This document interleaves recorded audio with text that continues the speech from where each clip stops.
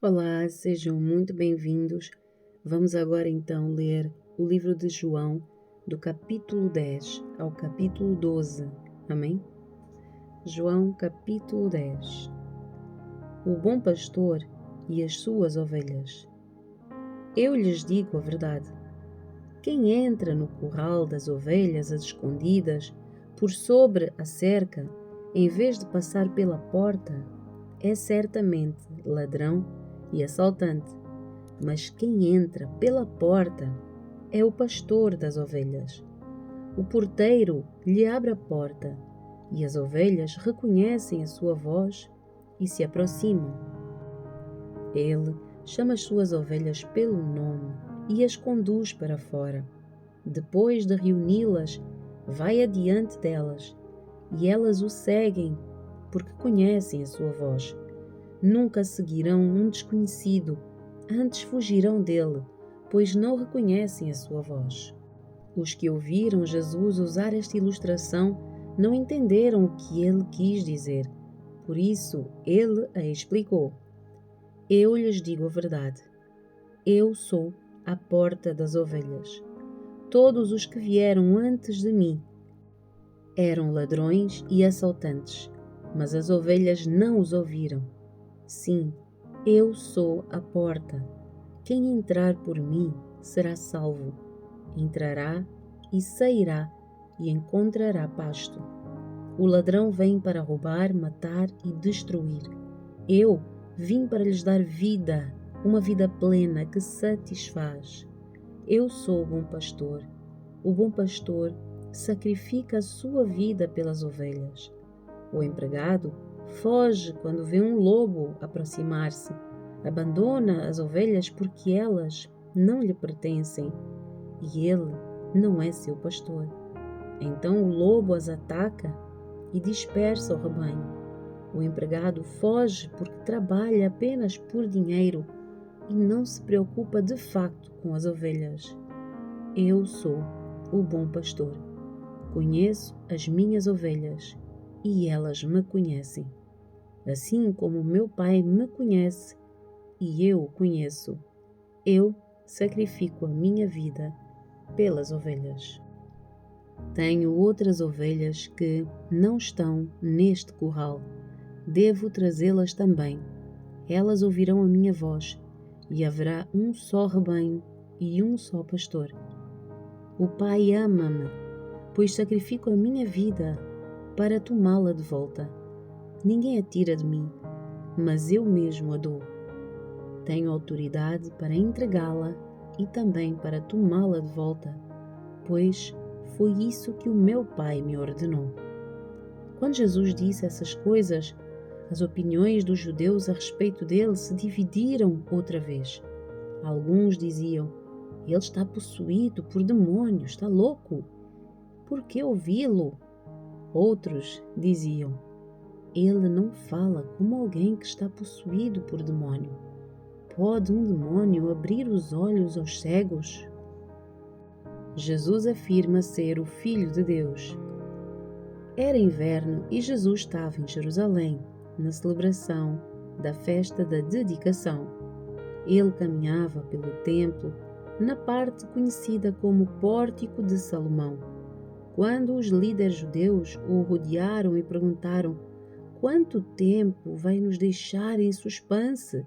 Se você é o Cristo, diga-nos claramente. Jesus respondeu: eu já lhes disse, e vocês não creram em mim. A prova são as obras que realizo em nome do meu Pai. Mas vocês não creem em mim, porque não são minhas ovelhas. As minhas ovelhas ouvem a minha voz, e eu as conheço, e elas me seguem. Eu lhes dou a vida eterna, e elas nunca morrerão. Ninguém pode arrancá-las da minha mão, pois o meu Pai as deu a mim, e Ele é mais poderoso do que todos. Ninguém pode arrancá-las da mão do meu Pai. O Pai e eu somos um. Mais uma vez, os líderes judeus pegaram pedras para atirar nele. Jesus disse: por orientação do meu Pai, Eu fiz muitas boas obras. Por qual delas vocês querem me apedrejar? Eles responderam: Não vamos apedrejá-lo por nenhuma boa obra, mas por blasfêmia. Você, um simples homem, afirma que é Deus. Jesus respondeu: As próprias Escrituras de vocês afirmam que Deus disse a certos líderes do povo: Eu digo, vocês são deuses, e vocês sabem que as Escrituras não podem ser alteradas. Portanto, se aqueles que receberam a mensagem de Deus foram chamados de deuses, por que é que vocês consideram blasfêmia quando eu digo: Eu sou o Filho de Deus? Afinal, o Pai me consagrou e me enviou ao mundo. Não creiam em mim se não realizo as obras do meu Pai. Mas se as realizo, creiam na prova, que são as obras, mesmo que não creiam em mim. Então vocês saberão e entenderão que o Pai está em mim e que eu estou no Pai. Novamente tentaram prendê-lo, mas ele escapou e os deixou. Foi para o outro lado do Rio Jordão, perto do lugar onde João batizava no início, e ficou ali por algum tempo. Muitos o seguiram, comentando entre si: João não realizou sinais, mas tudo o que ele disse a respeito deste homem se cumpriu. E muitos ali creram em Jesus. João capítulo 11. A ressurreição de Lázaro. Um homem chamado Lázaro estava doente e ele morava em Betânia com as suas 2 irmãs, Marta e Maria. Foi Maria, a irmã de Lázaro, que mais tarde derramou o perfume caro nos pés do Senhor e os enxugou com os seus cabelos. As 2 irmãs enviaram um recado a Jesus, dizendo: Senhor, o seu amigo querido está muito doente. Quando Jesus ouviu isso, disse: A doença de Lázaro não acabará em morte. Ela aconteceu para a glória de Deus, para que o Filho de Deus receba a glória por meio dela. Jesus amava Marta, Maria e Lázaro. Ouvindo, portanto, que Lázaro estava doente, ficou mais 2 dias onde estava. Depois disse aos seus discípulos: Vamos voltar para a Judeia. Os discípulos se opuseram, dizendo: Rabi, apenas alguns dias atrás o povo da Judeia tentou apedrejá-lo. Ainda assim o Senhor vai voltar para lá? Jesus respondeu: Há 12 horas de claridade todos os dias. Durante o dia, as pessoas podem andar com segurança. Conseguem enxergar, pois têm a luz deste mundo. À noite, porém, correm o risco de tropeçar, pois não há luz. E acrescentou: O nosso amigo Lázaro adormeceu, mas agora vou despertá-lo. Os discípulos disseram: Senhor, se ele dorme, é porque logo vai melhorar. Pensavam que Jesus falava apenas do repouso do sono, mas ele se referia à morte de Lázaro. Então ele disse claramente: Lázaro está morto, e por causa de vocês, eu me alegro por não ter estado lá, pois agora vocês vão crer de facto. Venham, vamos até ele. Tomé, apelidado de Gêmeo, disse aos outros discípulos: Vamos até lá também para morrer com Jesus. Quando Jesus chegou a Betânia, disseram que Lázaro estava no túmulo havia 4 dias. Betânia ficava a cerca de 3 quilômetros de Jerusalém, e muitos outros moradores da região tinham vindo consolar Marta e Maria pela perda do irmão. Quando Marta soube que Jesus estava a chegar, foi ao seu encontro. Maria, porém, ficou em casa. Marta disse a Jesus: Se o Senhor estivesse aqui, o meu irmão não teria morrido. Mas sei que, mesmo agora, Deus lhe dará tudo o que pedir. Jesus lhe disse: Seu irmão vai ressuscitar. Sim, respondeu Marta, Ele vai ressuscitar quando todos ressuscitarem no último dia. Então Jesus disse: Eu sou a ressurreição e a vida. Quem crê em mim viverá mesmo depois de morrer. Quem vive e crê em mim jamais morrerá. Você crê nisso, Marta? Sim, Senhor, respondeu ela. Eu creio que o Senhor é o Cristo, o Filho de Deus, aquele que veio ao mundo da parte de Deus. Em seguida, voltou para casa. Chamou Maria à parte e disse: O Mestre está aqui e quer ver você. Maria se levantou de imediato e foi até ele. Jesus tinha ficado fora do povoado, no lugar onde Marta havia se encontrado com ele. Quando as pessoas que estavam na casa viram Maria sair apressadamente, imaginaram que ela ia ao túmulo de Lázaro chorar e a seguiram. Assim que chegou ao lugar onde Jesus estava e o viu, caiu aos seus pés e disse: Se o Senhor estivesse aqui, o meu irmão não teria morrido. Quando Jesus viu Maria chorar e o povo também, sentiu profunda indignação e grande angústia. Perguntou: Onde vocês o colocaram? Eles responderam: Senhor, venha e veja. Jesus chorou. As pessoas que estavam por perto disseram: Vejam como ele o amava. Outros, porém, disseram: Este homem curou um cego, não poderia ter impedido que Lázaro morresse. Jesus, sentindo-se novamente indignado, chegou ao túmulo, uma gruta com uma pedra fechando a entrada. Ordenou: Rolem a pedra para o lado. Senhor, ele está morto há 4 dias, disse Marta, a irmã do falecido. O mau cheiro será terrível. Jesus respondeu: Eu não lhe disse que, se você cresce, veria a glória de Deus? Então, rolaram a pedra para o lado. Jesus olhou para o céu e disse: Pai, eu te agradeço porque me ouviste. Tu sempre me ouves, mas eu disse isso por causa de todas as pessoas que estão aqui, para que elas creiam que tu me enviaste. Então Jesus gritou: Lázaro, venha para fora. E o morto saiu com as mãos e os pés presos com faixas e o rosto envolvido num pano. Jesus disse: Desamarrem as faixas e deixem-no ir.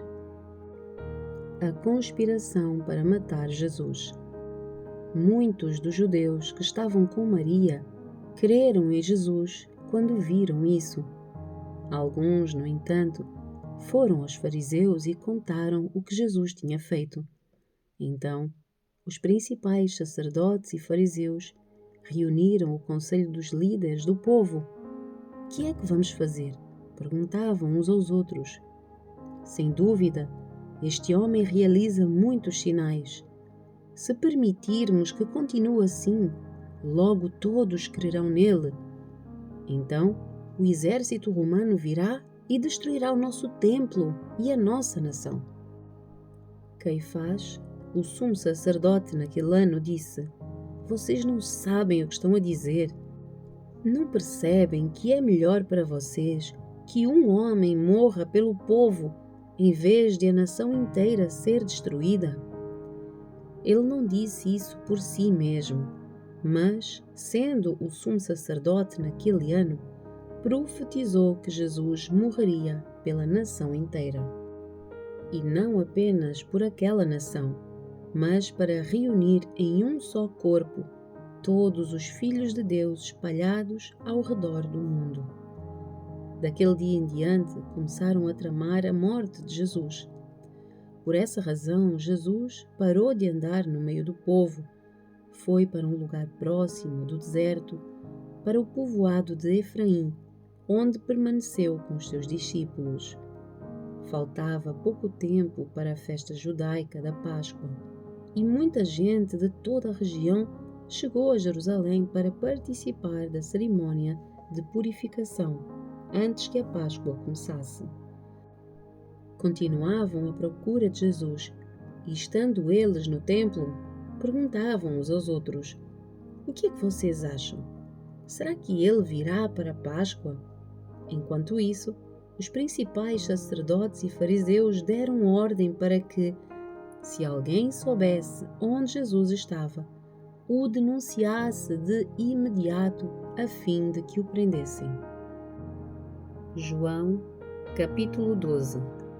Jesus é ungido em Betânia. 6 dias antes de começar a Páscoa, Jesus chegou a Betânia, onde morava Lázaro, o homem que ele havia ressuscitado dos mortos. Prepararam um jantar em homenagem a Jesus. Marta servia e Lázaro estava à mesa com ele. Então Maria pegou um frasco de perfume caro, feito de essência de óleo aromático, ungiu com ele os pés de Jesus e os enxugou com os cabelos. A casa se encheu com a fragrância do perfume. Mas Judas Iscariotes, o discípulo que em breve trairia Jesus, disse: "Este perfume valia 300 moedas de prata. Deveria ter sido vendido e o dinheiro dado aos pobres." Não que ele se importasse com os pobres. Na verdade, ele era ladrão e, como responsável pelo dinheiro dos discípulos, muitas vezes roubava uma parte para si. Jesus respondeu: "Deixe-a em paz. Ela fez isso como preparação para o meu sepultamento. Vocês sempre terão os pobres em seu meio, mas nem sempre terão a mim." Quando o povo soube da chegada de Jesus, correu para vê-lo, e também a Lázaro, a quem Jesus havia ressuscitado dos mortos. Então, os principais sacerdotes decidiram matar também Lázaro, pois por causa dele, muitos do povo os tinham abandonado e criam em Jesus. A entrada de Jesus em Jerusalém. No dia seguinte, correu pela cidade a notícia de que Jesus estava a caminho de Jerusalém. Uma grande multidão de visitantes que tinham vindo para a Páscoa tomou ramos de palmeiras e saiu ao seu encontro, gritando: "Hosana! Bendito é o que vem em nome do Senhor! Bendito é o Rei de Israel!" Jesus conseguiu um jumentinho e montou nele, cumprindo assim a profecia que dizia: "Não tenha medo, povo de Sião. Vejam, o seu rei se aproxima, montado num jumentinho." Os seus discípulos não entenderam naquele momento que se tratava do cumprimento de uma profecia, depois que Jesus foi glorificado. Porém, eles se lembraram do que havia acontecido e perceberam que era a respeito dele que essas coisas tinham sido escritas. Muitos tinham visto quando Jesus mandou Lázaro sair do túmulo e o ressuscitou dos mortos, e contavam esse facto aos outros. Destes, muitos saíram ao encontro de Jesus porque tinham ouvido falar desse sinal. Então, os fariseus disseram uns aos outros: "Não podemos fazer nada. Vejam, todo o mundo segue." Jesus prediz a sua morte. Alguns gregos que tinham vindo a Jerusalém para adorar durante a festa da Páscoa procuraram Filipe, que era de Betsaida, da Galileia, e lhe disseram: "Por favor, gostaríamos de ver Jesus." Filipe falou a esse respeito com André, e os dois foram juntos falar com Jesus. Jesus respondeu: "Chegou a hora do Filho do Homem ser glorificado. Eu lhes digo a verdade. Se o grão de trigo não for plantado na terra e não morrer, ficará só. A sua morte, porém, produzirá muitos novos grãos. Quem ama a sua vida neste mundo, a perderá. Quem odeia a sua vida neste mundo, a conservará por toda a eternidade. Se alguém quer ser meu discípulo, siga-me, pois os meus servos devem estar onde eu estou, e o Pai honrará quem me servir. Agora a minha alma está angustiada. Acaso devo orar, Pai, salva-me desta hora? Mas foi exatamente por este motivo que vim. Pai, glorifica o teu nome. Então, uma voz falou do céu: Eu já glorifiquei o meu nome, e o farei novamente em breve. Quando a multidão ouviu a voz, alguns pensaram que era um trovão, enquanto outros afirmavam que um anjo havia falado com ele. Então Jesus lhes disse: A voz foi por causa de vocês, e não por minha causa. Chegou a hora de julgar o mundo. Agora, o governante deste mundo será exposto. E quando eu for levantado da terra, atrairei todos para mim. Ele disse isso para indicar como morreria. A multidão disse: Entendemos pelas Escrituras que o Cristo viveria para sempre. Como pode dizer que o Filho do Homem morrerá? Afinal, quem é esse Filho do Homem? Jesus respondeu: A minha luz brilhará para vocês só mais um pouco. Andem na luz enquanto podem, para que a escuridão não os pegue de surpresa. Quem anda na escuridão não consegue ver aonde vai. Creiam na luz enquanto ainda há tempo. Desse modo vocês se tornarão filhos da luz. Depois de dizer essas coisas, Jesus foi embora e se ocultou deles. A incredulidade do povo. Apesar de todos os sinais que Jesus havia realizado, não creram nele. Aconteceu conforme o profeta Isaías tinha dito: Senhor, quem creu em nossa mensagem? A quem o Senhor revelou o seu forte braço? Mas o povo não podia crer, pois, como Isaías também disse, o Senhor cegou os seus olhos e endureceu o seu coração, para que os seus olhos não vejam e o seu coração não entenda, e não se voltem para mim, nem permitem que eu os cure. As palavras de Isaías referiam-se a Jesus, pois viu a sua glória e falou sobre ele. Ainda assim, muitos creram em Jesus, incluindo alguns dos líderes judeus. Eles, porém, não declararam a sua fé abertamente por medo que os fariseus os expulsassem da sinagoga. Amaram a aprovação das pessoas mais do que a aprovação de Deus. Jesus disse em alta voz às multidões: Se vocês creem em mim, não creem apenas em mim, mas também naquele que me enviou. Pois quando vêm a mim, vem aquele que me enviou. Eu vim como luz para brilhar neste mundo, a fim de que todo aquele que crê em mim não permaneça na escuridão. Não julgarei aqueles que me ouvem, mas não me obedecem, pois vim para salvar o mundo e não para julgá-lo. Mas todos que me rejeitam e desprezam a minha mensagem serão julgados no dia do julgamento pela verdade que tenho falado. Não falo com a minha própria autoridade.